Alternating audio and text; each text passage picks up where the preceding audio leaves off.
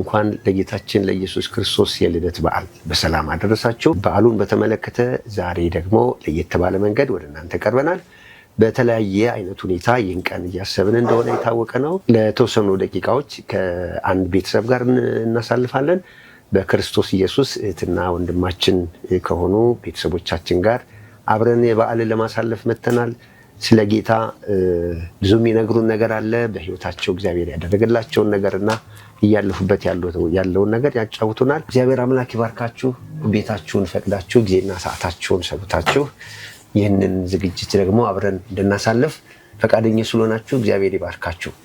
እናመሰግናለን። ጌታ የተባረከው ጌታ የተመሰገነ ይሁን። እስኪ ስምሽንና እንደዚሁም ደግሞ የባለቤትሽንም ስም የልጆችሽንም ስም ትነግሪናለሽ? እሺ፣ እኔ ስም ተዋበች ጋትዬ ይባላለሁ እና ባለቤቴ መኮንን ብርሃኑ ይባላል። ልጆቼ ደግሞ ታላቅ ልጄ ሳሙኤል መኮንን፣ ታናሹ ደግሞ ዘጸአት መኮንን ይባላል። ለምንድን ነው የባለቤቷን ስም እሷ ያስተዋወቀችን የሚል ጥያቄ ሊፈጠርባችሁ ይችላል። ወደ በኋላ መልሱን ታገኙታላችሁ። ስለ ኢየሱስ ክርስቶስ የልደት በዓል በተመለከተ እንደው ምን የምትይ ነገር አለ? ከዚሁ ጋር አያይዘሽ ጌታን እንደው እንዴት እንዳገኘሽ በአጭሩ ብትገልጭልን። ቤተሰቦችም በጌታ ስለነበሩ ያሳደጉኝ፣ የወለደኝ አባቴ በጌታ አይደለም ከሙስሊም ቤተሰብ ነው የተወለድኩት። ያሳደጉኝ ቤተሰቦቼ በጌታ ነበሩና ያው እዛ በጌታ ከነበሩ ቤተሰብ ውስጥ አደግኩኝ። ከልጅነቴ ሰንበት ትምህርት ጀምሬ እማራለሁ። ቃለ ሕይወት ቤተክርስቲያን ዱራሚ በዛና ቤናራ ይባላል ልዩ ቦታ ቃለ ሕይወት ቤተክርስቲያን ነው ያደግኩት። ከሰንበት ትምህርት በኋላ ወደ ኮየር ውስጥ ገባሁኝ። ቢ ኮየር ነበረ የሚያገለግለው በዝማሬ ዜማ ቡድን ነበርኩኝ እና እዛ እያገለገልኩ ነበረ።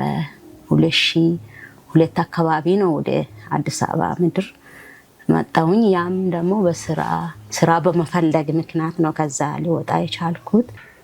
ከዚህ ቀጥሎ ደግሞ የምታጫውተን ጨዋታ አለ። ዘና ፈታ እያላችሁ በየቤታችሁ አሁንም የምንነግራችሁ ምስክርነት ይኖረናል።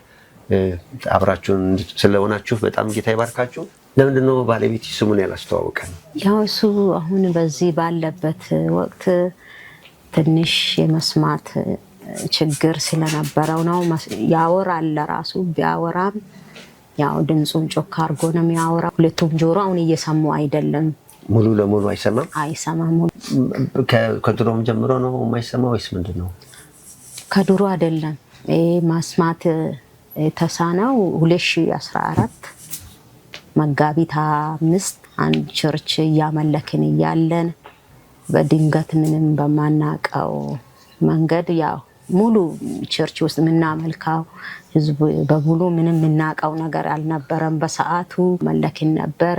በቃ ረብሻ ሊፈጥሩ ይሁን ሰይጣን አነሳስቷቸውን አናቅም እና ይህንን ረብሻ ለመፍጠር ወደ ቤተክርስቲያኒቷ ቀጥታ አጠና በመያዝ ድንጋይ በመወርወር በተለያየ ነገር ባላቸው በማንኛውም ነገር ብቻ ሽጉጥ ምናምን መሳሪያ አልተተኮሰም እንጂ እንደዚህ ነገሮችን እየተጠቀሙ በቃ እንደዚህ ዝናብ ነበር። ድንጋይ ሩምታ አጥር እየሰበሩ በአጥር እንጨት ምናምን ምዕመናኑንም እየመቱ ሕፃን አላሉም፣ ትልቅ ትንሽ አላሉም።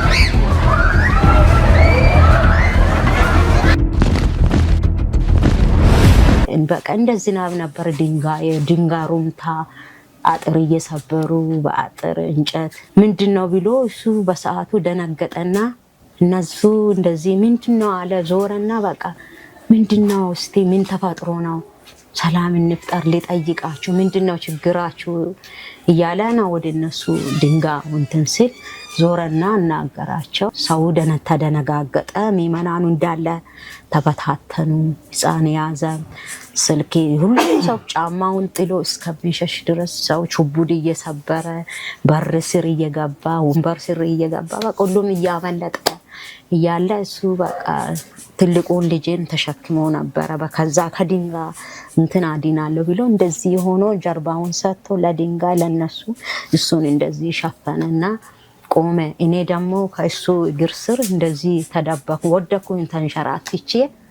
ይሄንን ልጅ የ7 ወር እርጉዝ ነበረ ትንሹን ልጄንና ከዛ በድንጋጤ ያው እኔ በዛ ሰዓት ነቅዬ ይሁን የሆነ ሰዓት ራሴን አላቅም ነበር። እርጉዝ ነበርሽ? እርጉዝ የ7 ወር እርጉዝ ነበርኩኝ።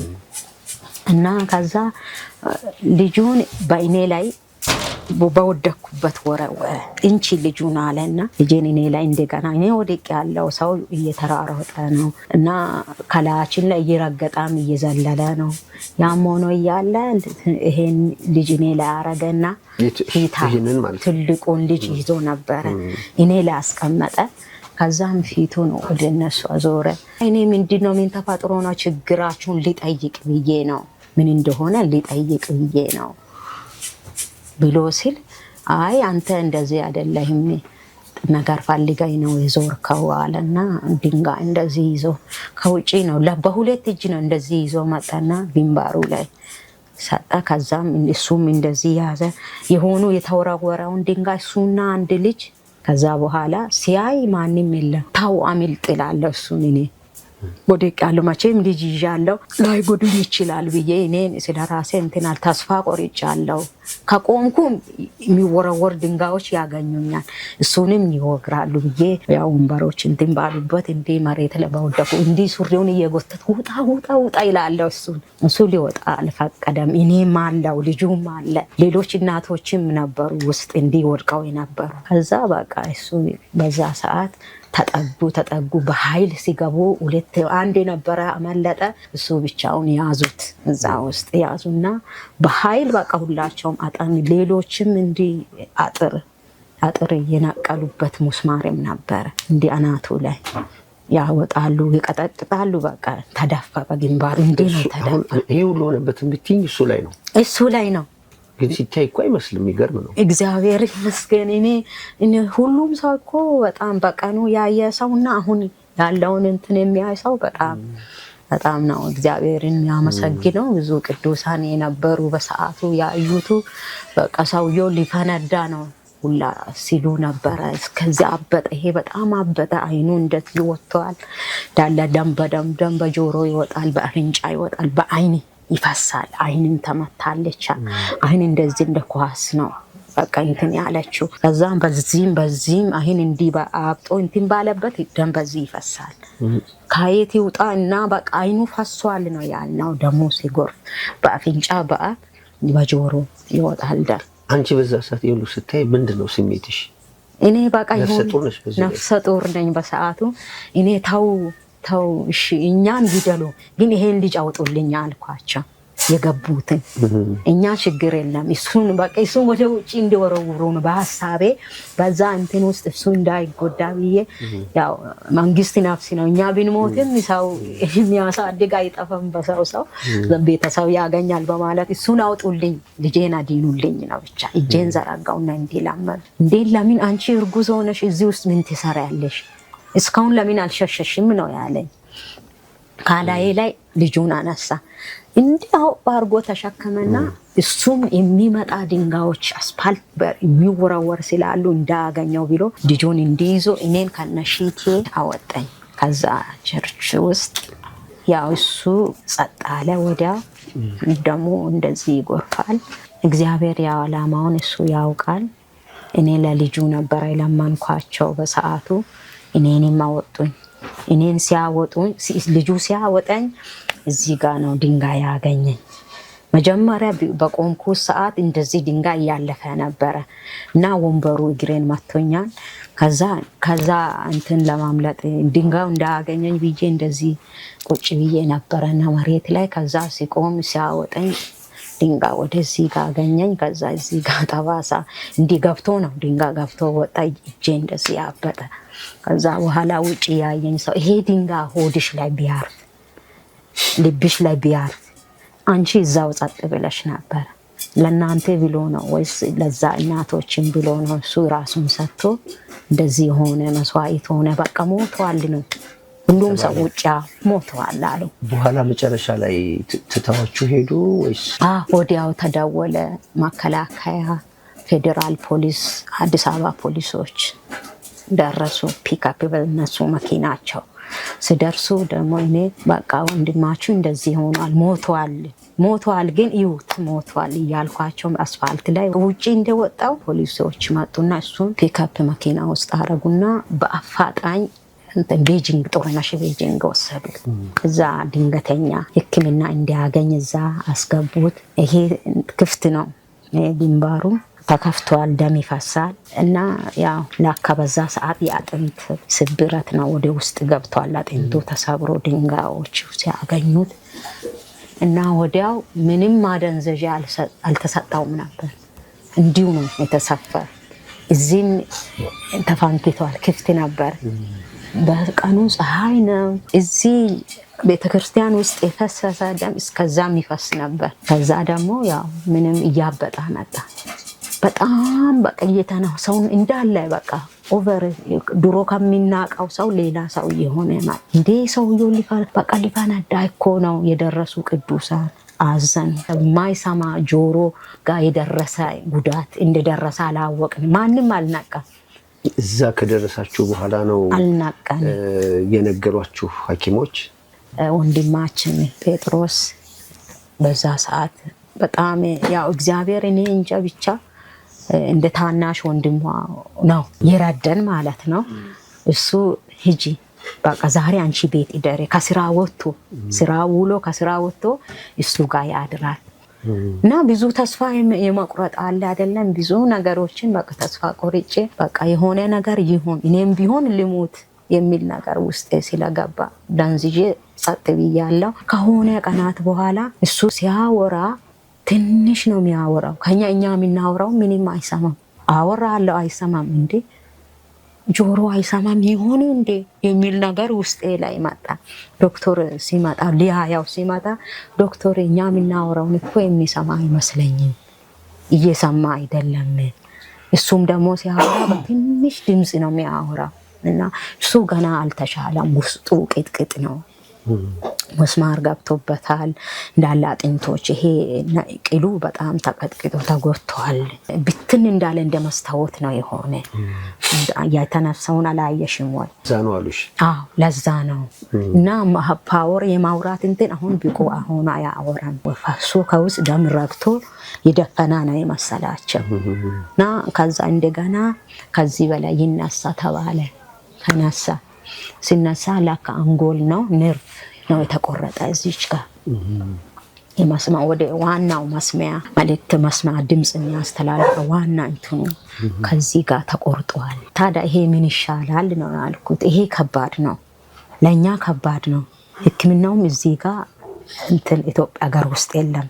ቀጥታ ያኔ 2014 ላይ ሀገር ውስጥ ሕክምና የለም እና ቢኖርም ደግሞ በጣም ከአቅማችሁ ቤተሰብ ቢኖሩ መሬት ራሱ ተሽጦ አይበቃም። ለዚህ ሕክምና ብዙ ዋጋ ያስከፍላል፣ ብዙ ብር ይጠይቃል። ሳማክረው እንደዚህ ያለኝ እንደገና ከዛ ይሄ ነገር ሰማኔና ያው እኔ በሰዓቱ ታውቃለህ ልቤ ተረበሸ። ሴት ነኝ እና ብዙ እንትን ጥያቄ ውስጥ ድንጋጤ ውስጥ እንትን ለምን የሚል ነገር ውስጤ ስለነበር ለምን ነገር ውጣ አመልጥ ሰው ሲያመልጥ በዛ ሰዓት ቢያመልጥ ይሄ ነገር ሁሉ አይደርስ አመልጥ ውጣ ሲለው በወጣ ኖሮ እኮ እንዲህ አይሆንም ነበር ያልኩ። ከዛ በቃ ምንም ማድረግ አልቻልኩም። እንዲህ ሲሉ ወደ ቤት መጣን። በየቀጠሮው እንሄዳለን። ቤቢሾ ደህና ነህ? ታስታውሳለህ የዛን ጊዜ የነበረውን ነገር? ምንም ትዝ አይልህም? ትንሽ ነው። እስኪ ትዝ የሚልህን ነገር አጫውተን እስቲ።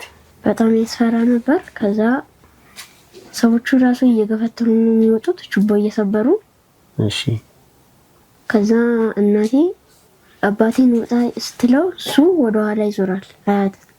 ከዛ የሆነ ልጅ ቁምጣና ከላይ የስፖርት እንትን የለበሰ አውጣልኝ ብላ ስትለምለው እኔና እሷን ጎትታ ወጣና ከዛ ሞኬ ብቻውን ቀረ።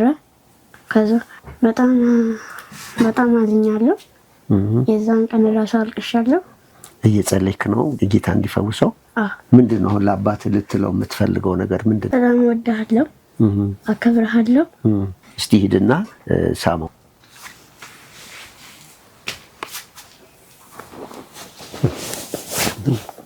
ምን እያልክ ነው የምትነግረው ለጌታ?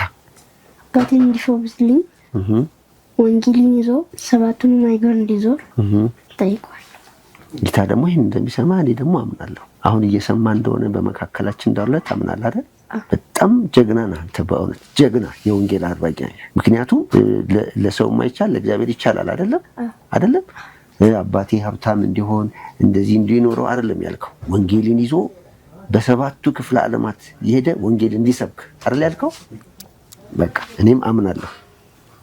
ጀግና ልጅ ልቡ በጣም እንደው በምንድን ነው አሁን የምትግባቡበት መንገድ አለ? እርሳስም ሆነ ስክሪፕቶ ወስደን በወረቀት ላይ ጽፍ። በጣም ነው የምንወድህ። እኛ በመምጣታችን ምን ተሰማህ? አቤት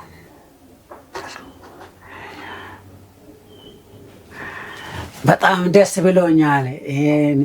እንደዚህ ስለጎበኛችሁ አመሰግናለሁ። በጣም ደስ ብሎኛል። እኛም በጣም እድለኞች ነን። እዚህ በመምጣታችን በጣም ተባርከናል። አመሰግናለሁ። በተፈጠረብህ ነገር ምንድን ነው አሁን የሚሰማህ? ምን እንድንጸልይልህ ትፈልጋለህ? እኔ በጌታ ቤት ውስጥ በተፈጠረው ነገር ላይ ይሄ ስደት ነው እነሱ ያካሄዱ፣ እንደ ስደት ነገር ነው። ከዚህ በፊትም ደግሞ ስደት በእግዚአብሔር ልጆች ላይ ይደርሳል። ምንም አይሰማኝም። እኔ ደስተኛ ነኝ። ደግሞ ለጆሮዬ እንድትጸልዩልኝ እፈልጋለሁ። ይሄ ነገር ከደረሰባችሁ በኋላ እንደው ማለት ቅዱሳንም ይህንን በተመለከተ ሸክም ያላቸው የተለያየ የሚኒስትሪዎችም አገልግሎት ክፍሎች እንደው ምን አይነት ነው አብረውሽ ቆመዋል? ምንስ አይነት ነገር እንደው ጌታ በዛ በኩል ረድቶሻል? እግዚአብሔር ተመሰገነ ይሁን። እኔ በጣም የሚገርመኝ በዘመናት መካከል እግዚአብሔር ሰው አለው፣ እግዚአብሔር ልጆች አሉት እና እግዚአብሔር በእኛ ላይ የሰራ እኛን የሚያውቁን ብቻ አይደሉም፣ ይረዱን የነበረ በሰዓቱ የተሯሯጡት የማናቃቸው በስም ራሱ ማያውቁን ቅዱሳን ናቸው የተሯሯጡት። በዛ ሰዓት ታውቃለህ፣ በግል ህይወት ጓደኛ ምን ያህል ጓደኛ ያለ ሰው እንደሆን ያፈራ ሰው እንደሆን ማንም ስለ ራሱ በጣም ያውቃል። ይሄ ያህል ህዝብ ከኋላችን አለ ወይ እንዴ? ትላንት ያማናቀው ትላንት የሌለ ያላየነው ሰዎች በዚህ ጊዜ እንዴት መጡ? እንዴት ካበቡን? እንዴት አጀቡን? እኔ በራሴ በጣም ነው ደስ ያለኝ እና በዚህ እሱ ከተጎዳ ይሄ ጉዳት ከደረሰበት በኋላ ከዚህ ስደት በኋላ ከእኔም ከእሱም ጎን ከልጆቼም ጎን እግዚአብሔር ይባርካቸው። በዚህ አጋጣሚ እኔ በጣም አርጌ እስካሁን ልቤ ውስጥ የቀሩ የሚያመሰግናቸው ደስ ብሎኛል። እግዚአብሔር አብሮነቱን እያሳየኛል። ይሄ ነገር በጌታ ፊት እንዲቆም ተስፋ እንዳልቆርጥ እያረጋ ያለ ነገር ይሄ ነው። እግዚአብሔር ይመስገን። እየተገናኘን እየተጠያየቀን እያለን አደጋ 2014 መጋቢት 25 አካባቢ አደጋ በወንድሜ ላይ ደረሰ።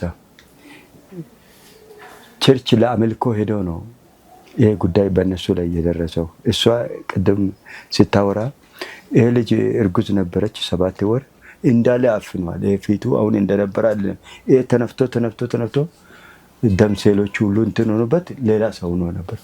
በጣም ነው የተሰማኝ። እየተንቀጣቀጥኩ ፊቱን መላይም ብዬ ከሆስፒታል ውጭ ወጥኩ። ቁጭ አልኩ። ለራሴ አዞረኝ። የእሱን አይቼ ያለው የደረሰው አደጋ ከባድ ነው። አሁን ስንናገር ቀላል ይመስላል። ከዛ በኋላ ምን ይሻላል? እግዚአብሔርን መጠየቅ ነው፣ መጸለይ ነው። ከዚህ ውጪ ሌላ ነገር የለም። ይሄ ነገር የሰይጣናዊ ስራ ነው። እግዚአብሔር ይፈውስ ብዬው ትቼ ወጣው። ከዛ ሳይቆይ 1-2 ቀን እንደቆያ ሪፌር ጌታ በዚህ ነገር እንደው ጣልቃ ገብቷል ብለህ ታስባለህ? ገብቷል። ህይወቱን አቆይቷል።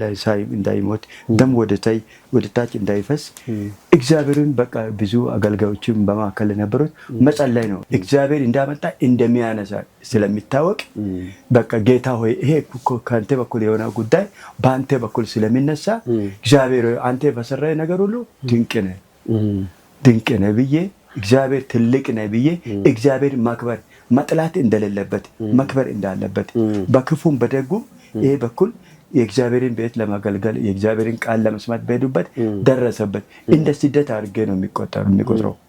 ለልጆቹም ትልቅ ነገር ነው። ለወደፊቱም እግዚአብሔር ዓላማ አለው። አሁን ጆሮ አይሰማም፣ እንደሚሰማ ይታወቃል። የገረፉትን ያሰቃዩትን እንደገና ለእንደዚህ አይነት አሰቃቂ የህልፈት ህይወት ያበቁትን ሰዎች እንደው ይሄንን ጌታ እንዴት ነው የምትረጂው? አንቺስ ምንድነው ከዚህ የተነሳ እንደው ባለማወቅ በዚህ ወንድማችን ላይ ይሄን ነገር ያደረሱ ሰዎች ሰይጣን የተጠቀመባቸውን ሰዎች እንደው ምንድነው ለነሱ ያለሽ ልብ? እነሱ ምንም አውራ ጎዳና ሆኑት ለመንፈሱ ለሰይጣን ስራ አስፈጻሚዎች ናቸው። ደምና ስጋ የለበሱ እንደኛም ያሉ ሰዎች ናቸው። ግን አይምሮአቸው ውስጥ የገባ ከጥልቅ የተላከ የመናፍስት አሰራር ነው።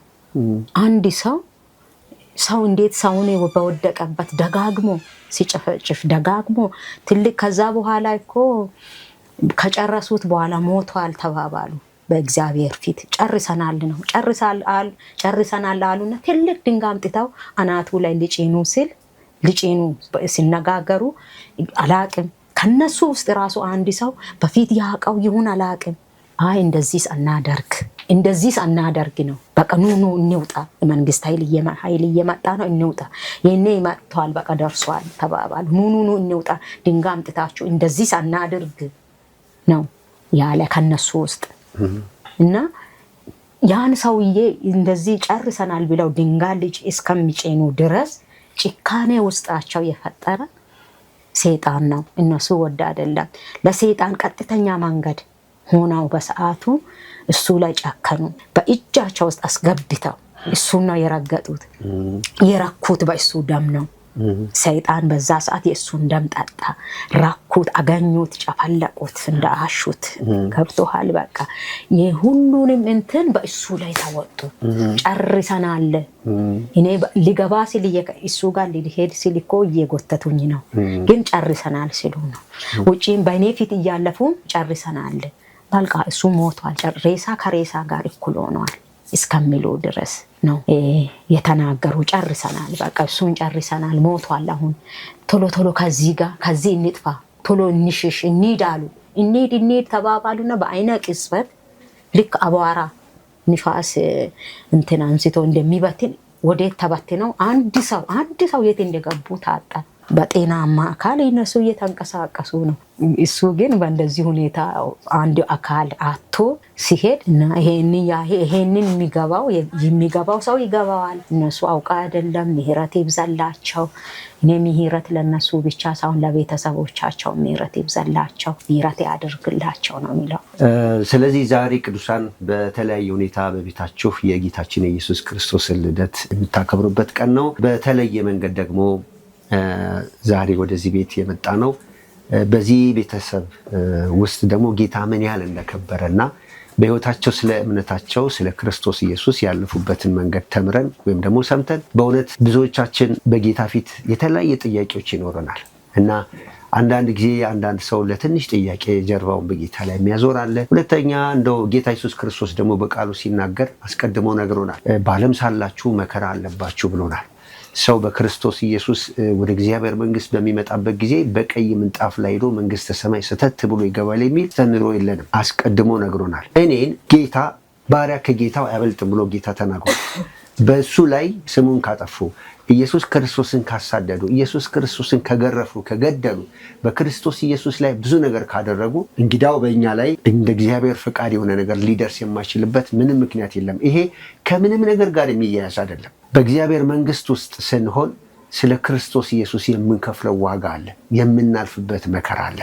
በዚህ መከራ ውስጥ ደግሞ ወደ መንግስቱ በሄድን ጊዜ አንድም እግዚአብሔር ረድቶን ከእጆቹ የምንቀበላቸው ሽልማቶች አሉ። ክብር ለኢየሱስ ይሁን። ስለዚህ ታርዤ አላለብሳችሁኝም፣ ተርቤ አላበላችሁኝም ብሎ ጌታ አንድ ቀን እንደሚጠይቀን በቃሉ ተጽፏል። በእውነት በክርስቶስ ኢየሱስ ዋጋ ስለሚከፍሉ ሰዎች እንድትጸልዩላቸው፣ እታችንም ቅድም እንዳለች የእግዚአብሔር ጸጋ እንዲደግፋቸው፣ የእግዚአብሔር ጥበቃ በእነሱ ላይ አሁንም እንዲበዛ፣ የጀመሩትን መንገድ እስከ ፍጻሜው እንዲሄዱ፣ ደግሞም እነሱን ደግሞ በተለያየ መንገድ ያሳደዱ እታችን እንዳለች እግዚአብሔር አምላክ በመንግስቱ እንዲያስባቸው፣ እንደዚሁም ደግሞ ባለቤቷም ደግሞ እግዚአብሔር እንደገና የቀድሞ ጤንነቱ መልሶለት ይህን ብላቴና እንደተናገረ ወንጌልን የሚያገለግልበትን ዘመን እንደተናገረ እንዲያደርግለት ልንጸልይ ይገባል። ከዚህም ባለፈ እንግዲህ ውስጣችሁ ሸክም ካለ በጸሎታችሁም በገንዘባችሁም በሙያም በምክር በተለያየ መንገድ ከጎናችሁ ልትቆሙ የምትፈልጉ ወገኖች ካላችሁ አድራሻቸውን እናስቀምጥላችኋለን። እግዚአብሔር አምላክ ይባርካችሁ። በድጋሚ መልካም የገናን በዓል። አንድ ወንድም ይህንን ወደዚህ እንደምመጣ ስነግረው እንደው እንኳን አደረሳችሁ በልልኝ፣ አበሬያቸው እንደሆንኩ እንደምወዳቸው ንገርልኝ ብሎ በጣም ጥቂት ነገር ልኳል። እንደላከ ለመናገር ነው እንጂ ለግብዝነት አይደለም፣ ወይም ደግሞ ለታይታም አይደለም። ስለዚህ ይህንን የላከውን ነገር በፊታችሁ እናስቀምጣለን። እግዚአብሔር አምላክ እንግዲህ በጥቂቱ ያው እንደተባረኩት ነው። እችንም ደግሞ እንግዲህ ለዓመት በዓል የሆነች ነገር አንድ ዶሮም ቢሆን እንዲገዛ ብሎ ልኳል። እግዚአብሔር አምላክ ይባርካችሁ። ተባረኩ። አባታችን ሆይ ስምህ የተባረከ ይሁን። አሜን። ስለዚህ ሰዓት ስላደረስከን አመሰግናለሁ። አሜን። አባቴ እንደዚህ ላደረጉብን ይቅር በላቸው፣ አሜን። ራራላቸው፣ አሜን። ምሕረት አድርግላቸው፣ አሜን። በደላቸውን ይቅር በላቸው። አሜን። አባቴ ስለፈጽም አመሰግናለሁ። አሜን። ከጎናችን ሁን፣ አሜን። አትለየን። አሜን። መንፈስ ቅዱስ ተባረክ። አሜን። አባቴ በእነዚህ ሰዎች ጥቅመኛን ስለጎበኛን አመሰግናለሁ። አሜን። አንተ ያልከው ብቻ ይሁን፣ አሜን። አንተ ያላልከው አይሁን። አሜን። በጌታ በናዝሬቱ በኢየሱስ ስም አሜን። አሜን። ደስ ይበልሽ ቤተልሔም ለጌታ ተወለደ መድኃኔዓለም፣ ለጌታ ጸጋ ሞላ ዳዊት፣ ለጌታ ምስኪኗን ሴት ጌታ አሰባ፣ ተወለደ ጌታ ኢየሱስ የኛ ንጉሥ።